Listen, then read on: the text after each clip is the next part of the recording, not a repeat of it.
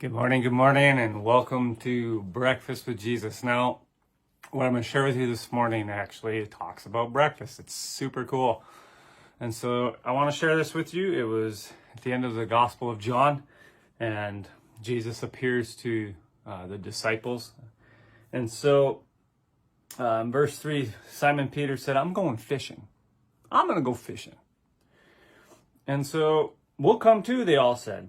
And so they went out on the boat, but they caught nothing all night. They fished forever. They're either really bad fishermen or just there's not a lot of fish.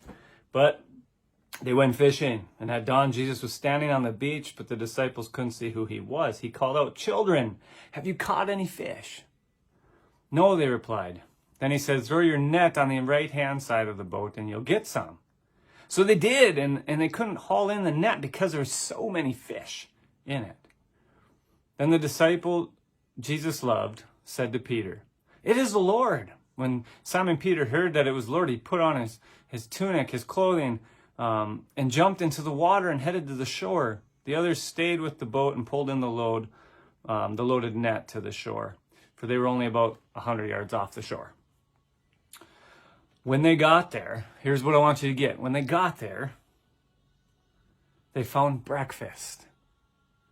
They found breakfast waiting for them, fish cooking over a charcoal fire and some bread. "Bring some of the fish you just caught," Jesus said. So Simon Peter went aboard and dragged the net to shore. There were 153 large fish, and yet the net didn't tear, which is amazing. Now this is what Jesus says. I want you to take this away today. Jesus said, "Now come, have breakfast." Come and have breakfast. Come have some breakfast. Jesus wants to have breakfast with us every day. Come have breakfast. He prepares the breakfast. It's in here. He prepares the breakfast for us. So come have some breakfast, Jesus says. Go have some breakfast. And what's awesome is after breakfast, after they eat, Jesus asked Peter, "Do you love me?" And he says, "Yes, Lord, I love you." He asked him 3 times. He says, "You know that I love you." Then he says, "Feed my sheep." So we have breakfast with Jesus, not only to grow in ourselves, but we have breakfast with Jesus for a purpose and meaning in life. So we have breakfast with Jesus. We grow in him. He moves through us, and then we feed others. We share the gospel. We love others the way Jesus loves. We pour our life into other people's lives, and their lives get transformed, and then they have some breakfast with Jesus, and then their life transforms even more, and they transform other lives, and then we fulfill our calling as Christians, and that is to just proclaim the kingdom, to proclaim the gospel, to proclaim the life-giving words of Christ, the life-giving action that he did on the cross and his resurrection.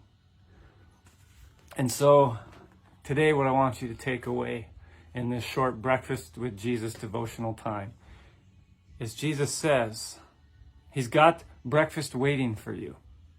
His breakfast is waiting for you. And he says, "Children, come, have some breakfast." So read John 21. Read that story, soak it in, have breakfast with Jesus today. Grow in the Lord.